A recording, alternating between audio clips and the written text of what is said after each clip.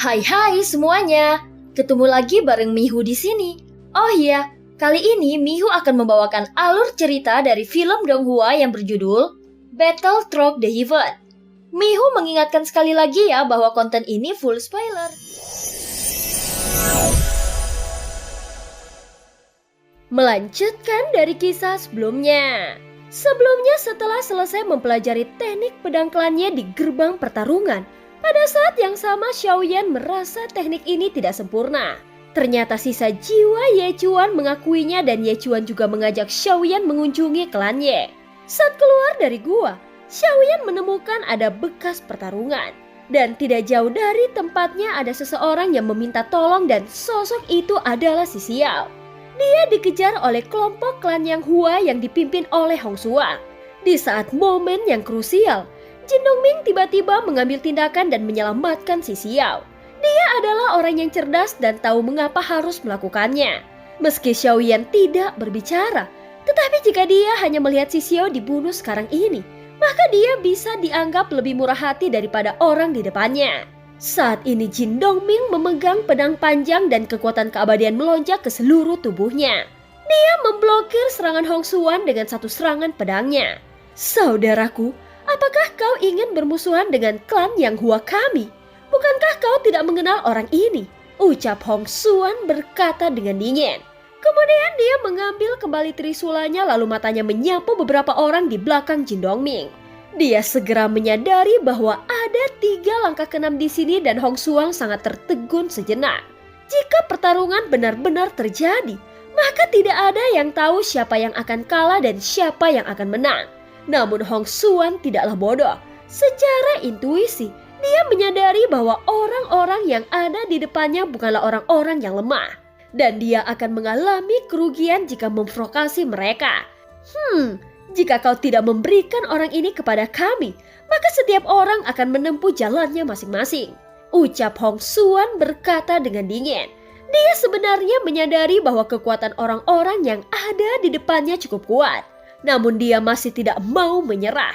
Walaupun menurut pendapatnya 3 langkah keenam ini mungkin tidak dapat diatasi. Karena dia satu-satunya langkah keenam di kelompoknya. Dan beberapa orang di belakangnya sedikit lebih lemah. Namun dengan latar belakang klan Yang Hua dan warisan keterampilan bertarung kuno yang mereka miliki, maka dia berpikir bahwa mereka belum tentu dapat dikalahkan dengan mudah. Andai saja aku bersikap tegas sejak awal dan tidak kehilangan inisiatif, maka itu akan membuat pihak lain merasa ketakutan. Ucap Hong Suan bergumam di dalam hatinya. Bagaimanapun peluangnya sudah ada di depan matanya. Namun masih ada kelompok Xiaoyan yang menghalangi niatnya.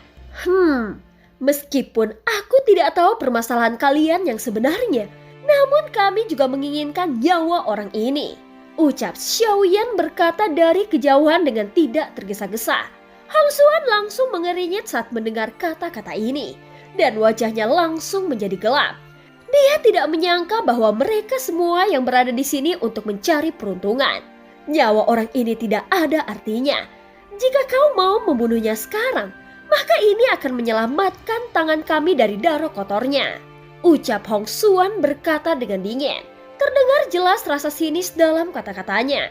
Sepertinya dia ingin mengatakan bahwa Xiaoyan dan si Xiao adalah orang yang sama dan dia tidak menyukainya. Setelah melakukannya, tiba-tiba ada ledakan yang tidak terlalu keras. Dan saat melihatnya, mata Hong Suan langsung menyusut dan dia hampir tidak bisa bereaksi. Sesosok tubuh tiba-tiba muncul di hadapan Pada saat ini sesosok tubuh tiba-tiba muncul di hadapan Hong Suan. Dan sebuah pukulan langsung mendarat di dadanya dengan keras. Sosok Hong Suan langsung merlesat ke belakang. Darah yang keluar dari sudut mulutnya berubah menjadi garis darah. Beberapa orang di belakangnya segera menangkap Hong Suan yang kehilangan pusat gravitasinya dan menembak ke belakang. Hong Suan yang telah menstabilkan tubuhnya tiba-tiba melihat ke arah di mana dia diserang. Hei, jika kau berbicara seperti ini lagi, maka aku tidak akan keberatan mengambil nyawamu juga. Ucap Xiaoyan berkata dengan dingin dan tentu saja dialah yang mengambil tindakan. Hong Suan jelas tidak menyangka kecepatan Xiaoyan yang begitu luar biasa. Bahkan makhluk keabadian pun akan kesulitan mencapai kecepatan seperti itu. Seperti halnya jika ingin melintasi ruang angkasa dengan teleportasi. maka semua itu akan membutuhkan waktu untuk mempersiapkannya. Dan sebelum berteleportasi, maka mereka semua dapat merasakan fluktuasi yang datang dari luar angkasa sebelumnya. Namun sekarang Hong Xuan tidak menyadarinya sama sekali. Bahkan dia tidak menyadari aura yang keluar dari tubuh Xiaoyan yang tiba-tiba muncul di hadapannya dan memberinya pukulan yang kuat. Saat ini mata Hong Xuan memerah. Dia menarik nafasnya dalam-dalam dan tampak dadanya yang cekung mulai naik perlahan. Pukulan ini membuatnya merasakan kekuatan Xiaoyan yang sebenarnya, sehingga membuat mata Hong Xuan menjadi rumit ketika melihat Xiaoyan. Baiklah, aku akan menyerahkan orang ini kepada Tuan. Ayo pergi, ucap Hong Xuan berkata dan menoleh ke arah kelompoknya lalu melambaikan tangannya. Segera mereka berlima bergegas menuju ke kejauhan tanpa menoleh ke belakang. Semuanya, jangan menunggu. Tiba-tiba Xiaoyan berbicara dengan tegas. Saat mendengar kata-kata ini, Jin Dongming langsung terkejut. Dia segera bergegas langsung menyerang ke arah 5 orang itu. Saat Long Biao melihat Jin Dongming mengambil tindakan, dia juga segera mengikutinya untuk menghentikan 5 orang itu. Hei, apa yang kalian lakukan? Apakah kalian masih mau bertarung sampai mati? Orang itu sudah kuberikan kepada kalian. Apalagi yang kalian inginkan? Ucap Hong Xuan yang dihentikan segera berkata dan melihat ke arah Xiaoyan di kejauhan. Dia terus berteriak dengan marah namun Xiaoyan tidak menjawabnya. Tentu saja hal itu tidak menghentikan Jin Dongming dan Long Biao untuk mengambil tindakan. Pada saat ini Jin Dongming segera memimpin Long Biao untuk menyerangnya. Namun Hong Xuan yang berada di tengah pertempuran yang kacau balau merapalkan mantranya. Dan tiba-tiba cahaya biru muncul di tangannya. Saat berikutnya sosoknya berubah menjadi beberapa cahaya biru dan menyebar ke segala arah. Ketika Jin Dongming dan Long Biao melihat ini, mereka segera mengejar 4 orang lainnya. Namun mereka juga langsung kabur setelah melihat ini. Setelah beberapa saat, Jin Dongming dan Long Biao kembali dan melaporkan situasinya. Tuan, dia telah melarikan diri, ucap Jin Dongming perlahan. Baiklah, tidak masalah, ucap Xiaoyan menjawab dengan singkat. Pada saat ini dia segera melihat ke arah si Xiao yang sedang terluka parah. Saat ini si Xiao duduk bersila dan tampak cederanya berangsur-angsur pulih. Dan lubang di perutnya hampir sepenuhnya sembuh namun wajahnya masih pucat. Terima kasih saudara atas bantuanmu. Saat mendengarnya mata Xiaoyan tetap menatapnya dengan dingin. Tentu saja si Xiao tidak bodoh. Dan dia pasti mempunyai suatu informasi yang berguna untuk dikatakan. Kalau tidak, maka dikhawatirkan hidupnya tidak akan terselamatkan. Saudara, kau pasti baru saja tiba di dunia besar ini. Aku sudah berada di sini selama ratusan tahun.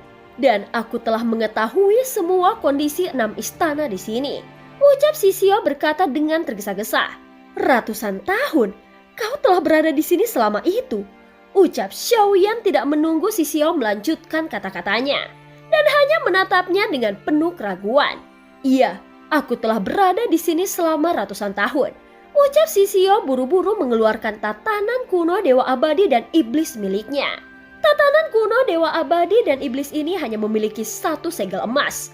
Dan aku mendapatkannya dengan tidak sengaja sebelumnya. Aku sudah terlalu lama terjebak di sini dan masih tidak bisa mendapatkan segel emas lainnya. Sepertinya tidak ada cara bagiku untuk pergi dari sini, ucap si Xiao. Setelah mengatakannya, si Xiao menghela nafas panjang. Namun dengan kekuatan saudara, maka itu bukanlah masalah kecil. Selama saudara bisa mendapatkan 3 segel emas, maka saudara bisa pergi dari sini. Tidak jauh dari kita ada Istana Zi. Namun tuan istana ini sangat kuat. Kekuatannya bisa dianggap menjadi yang kedua setelah Istana Wu. Saudaraku, kau bisa memilih untuk pergi ke Istana Shen untuk mendapatkan segel emasnya. Ucap si Xiao melanjutkan perkataannya dengan perlahan. Coba ceritakan kepadaku tentang Istana Zi. Ucap Xiaoyan mencubit dagunya. Dan wajahnya dipenuhi dengan ekspresi penasaran lalu bertanya lagi. Istana Zi terletak di antara labirin puncak. Ada banyak binatang buas di antara mereka. Namun bahaya sebenarnya bukanlah binatang-binatang ini. Namun beberapa pria kuat yang mengintai di antara mereka. Sebelumnya banyak orang yang telah terjebak di sini dan mereka tidak bisa keluar. Mereka hanya bisa menunggu untuk melakukan serangan. Namun dengan kekuatan saudara, Seharusnya saudara tidak perlu takut. Hanya saja tuan dari istana ini sangat aneh dan itu adalah Raja Iblis. Wajah Sisio tampak serius dan jika dilihat dari penampilannya, maka dia tidak akan berani berbohong. Raja Iblis? Ucap Xiaoyan sedikit mengerinyit saat melihat ke arah Sisio yang dianggapnya berbicara dengan sedikit berlebihan.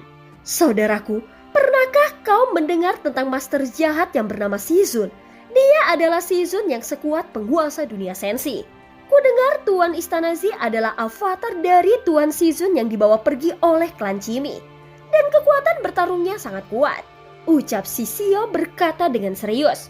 Ketika Xiaoyan mendengar kata master jahat, dia yang selalu terlihat tenang tiba-tiba menunjukkan perubahan ekspresi dan kelopak matanya tampak sedikit bergerak. Sisio, berapa lama waktu yang kau butuhkan untuk pulih? Ucap Xiaoyan bertanya dengan tegas. Beri aku waktu setengah batang dupa. Menurutku lebih baik tidak pergi ke istana Zi ini. Aku juga tahu di mana istana Shen berada, aku juga cukup akrab dengan situasinya. Ketika aku pulih dari cedera, aku berjanji akan membawa saudara laki-laki ke istana Shen. Ucap Sisio merasa niat membunuh dalam diri Xiaoyan menghilang secara tiba-tiba. Dia merasa bahagia saat ini. Namun mata Xiaoyan melihat ke kejauhan dan dia sepertinya merasakan ada perasaan yang aneh. Tidak, aku tidak akan pergi ke istana Shen. Aku ingin pergi ke istana Zi. Ucap Xiaoyan dengan suara yang dalam. Setelah mendengar kata-kata Xiaoyan, seketika Sisio langsung tercengang. Dia tidak menyangka setelah menjelaskan mara bahayanya yang akan dihadapi jika pergi ke istana Zi. Justru Xiaoyan malah memutuskan untuk pergi ke sana. Pada saat ini Sisio tiba-tiba menatap Xiaoyan yang tampak serius dengan keraguan di matanya. Saudara laki-laki, mengalahkan avatar Raja Shizun bukanlah hal yang mudah. Dan pergi ke istana Zi sangat beresiko. Ucap Sisio sambil tersenyum pahit. Apakah kau sudah mulai pulih? Ayo pergi sekarang. Ucap Xiaoyan berkata dengan dingin. Mendengar kata-kata ini, wajah Sisio menjadi semakin pucat. Namun Xiaoyan tidak menunggu dia berbicara. Dan tubuhnya langsung bergegas menyapu ke arah depan. Bahkan itu belum ada setengah batang dupa. Melihat ini, Sisio tidak berdaya dan langsung bergegas mengikuti Xiaoyan. Jika dia tidak mengikuti Xiaoyan sekarang, sedangkan dia tidak cukup kuat dan tidak bisa melindungi dirinya sendiri, maka dia akan dibunuh di sini. Bahkan mungkin dia tidak akan tahu bagaimana caranya dia mati. Kemanapun mereka memandang di dunia yang besar ini, hanya ada sedikit pepohonan dan bunga. Seolah-olah dunia ini akan runtuh dan musnah kapan saja. Yang berarti bahwa dunia ini juga sudah mencapai batasnya. Sehingga hanya ada perasaan sedih dan keheningan yang mematikan. Sebelum memasuki gerbang kuno, Xiaoyan mendengar panggilan. Dan itu tampaknya datang dari jiwa Qimi. Tetapi setelah masuk ke dunia ini, Xiaoyan tidak bisa lagi merasakan jiwa dari Qimi. Padahal sebagian besar jiwanya telah menempati tubuh Qimi. Meski belum sepenuhnya diambil alih olehnya, namun pada dasarnya dia sudah menguasai jiwa Qimi. Dan seharusnya secara kasar Xiaoyan bisa merasakan jiwanya. Saat akan memasuki tempat ini, auranya tiba-tiba menghilang. Mungkinkah dia telah menghancurkan jiwaku? Tidak, jika jiwaku dihancurkan maka tubuhku pasti akan menyadarinya. Namun jika Qimi berusaha menyembunyikan jiwaku dan agar aku tidak dapat merasakannya, maka hanya ada satu cara, yaitu menggunakan pembatasan untuk memblokir jiwa milikku di dalam tubuhnya. Berdasarkan kemampuan Qimi, seharusnya tidak sulit baginya untuk melakukannya. Ini adalah dunia yang sangat besar. Meski dia menghalangi jiwaku, namun aku yakin dia pasti ada di sini. Gumam Xiaoyan. Sambil terbang ke depan, Xiaoyan terus berpikir. Dan sepertinya dia sedang merencanakan sesuatu di dalam hatinya. Setelah memasuki dunia ini, aku telah merasakan ada yang aneh. Namun aku harus tetap mewaspadai hal ini. Tidak masalah jika tubuh Qimi diambil kembali olehnya. Namun aku khawatir orang ini tidak puas denganku. Jika dia punya rencana dan berkelompok melawanku di dunia yang besar ini, maka aku sama sekali bukan lawannya. Ucap Xiaoyan terus bergumam di dalam hatinya. Dia memiliki firasat yang buruk. Segala sesuatu di sini tidak normal dan tidak terlihat seperti dunia nyata. Lebih tepatnya ini seperti ilusi. Namun ini juga lebih seperti ujian untuk memilih yang kuat. Saat memikirkan hal ini, hati Xiaoyan sedikit berkecambuk. Dia mengingat kembali kesepakatan dengan Ye Chuan sebelumnya. Dan sekarang itu tampak masuk akal. Tempat ini bukanlah dunia besar yang sesungguhnya. Namun ini hanyalah dunia besar yang hanya akan bertahan dalam waktu tertentu. Jika itu masalahnya, maka Xiaoyan menjadi lebih khawatir dan berpikir ada lebih dari satu sisa jiwa Ye Chuan di pedang patah. Sehingga tidak mungkin baginya untuk membawa sisa jiwa ini keluar dari sini. Tentu saja ini hanya dugaan Xiaoyan. Adapun mengenai kebenarannya, maka dia harus melakukan konfirmasi lebih lanjut. Alasan mengapa Xiaoyan memikirkan hal ini adalah karena jika tempat ini tidak nyata dan jiwa Cimi ingin berkelompok melawannya, maka Cimi juga tidak memiliki kekuatan absolut untuk menghancurkannya. Semua ini hanyalah pertahanan yang dibangun di hati Xiaoyan. Mengenai apakah ini masalahnya, maka sebenarnya belum terlambat untuk membicarakannya.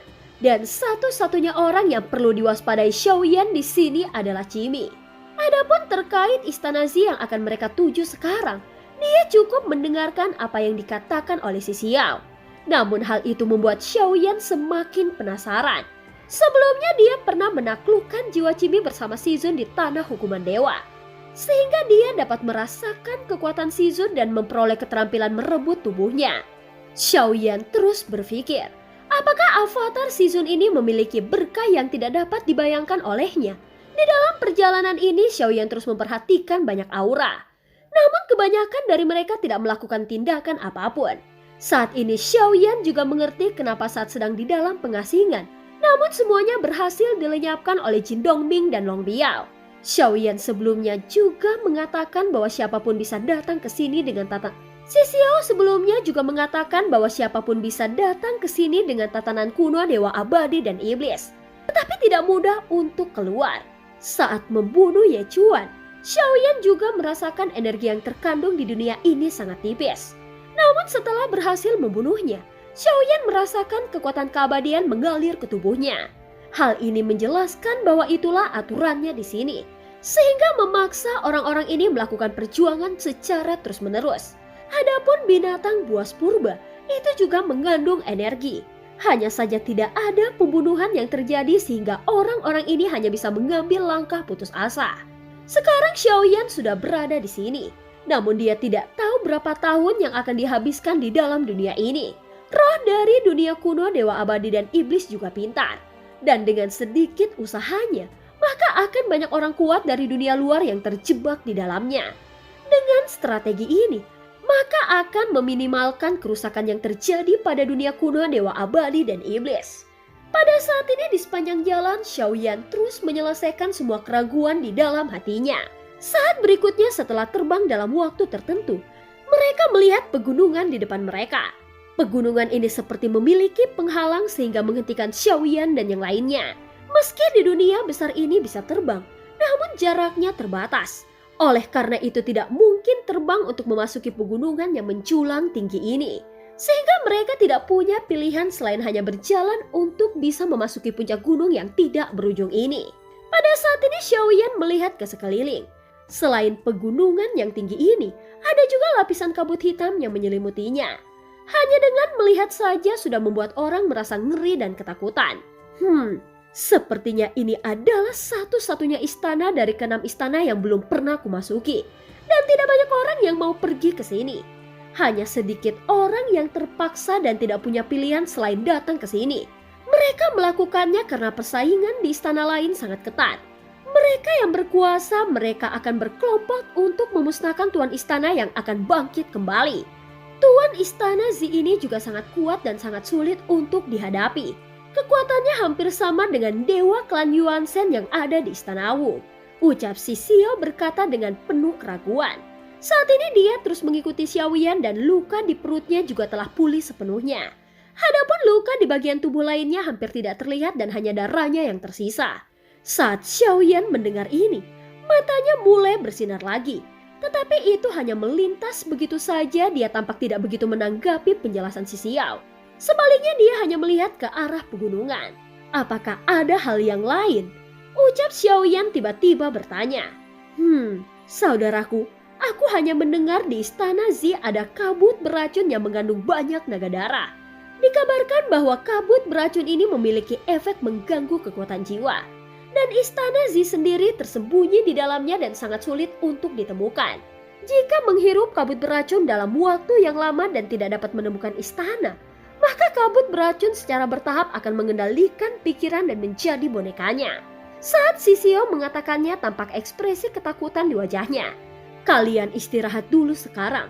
Aku masih perlu berkultivasi untuk beberapa waktu, ucap Xiaoyan. Sebelum dia memasuki istana ini, dia berencana untuk menyempurnakan beberapa pil detoksifikasi. Tetapi jika dia ingin menyempurnakan pil pemecah racun Tianling, mungkin Xiaoyan tidak memiliki cukup bahan obat di cincin penyimpanannya. Bagaimanapun ini adalah pil tingkat dewa, sehingga banyak bahan obat yang cukup langka. Tetapi Xiaoyan masih bisa menyempurnakan beberapa pil detoksifikasi yang serupa. Meskipun khasiat obat kurang efektif, namun itu masih bisa dianggap lebih baik daripada tidak mengkonsumsi pil detoksifikasi sama sekali. Jika dia tidak bisa menembus kabut beracun ini, lalu bagaimana mungkin dia dapat menghadapi Raja Roning Yao? Pada saat ini Xiaoyan sedang duduk bersila di dalam gua dan mulai menyempurnakan pil detoksifikasi. Segera lebih dari selusin ramuan memancarkan aroma yang menyegarkan. Meskipun ramuan yang dimurnikan oleh Xiaoyan tidak sebagus pil pemecah racun Tianling yang asli, namun pil detoksifikasi ini hampir berada pada tingkat dewa. Tentu saja hal ini tetap dapat memberikan bantuan kepada Xiaoyan dan yang lainnya. Tepat ketika Xiaoyan hendak meninggalkan gua dan berencana pergi ke pegunungan, tiba-tiba ada sebuah suara yang sudah lama tidak terdengar bergema di pikiran Xiaoyan. Dan ternyata suara ini adalah suara Zantua. Hei, apakah ada yang kurang? Kau bisa pergi ke lantai 14 untuk mendapatkannya, ucap Zanlao kepada Xiaoyan dengan suara yang dalam. Dan film pun berakhir. Terima kasih udah dengerin Mihu dari awal sampai akhir ya. Sampai jumpa.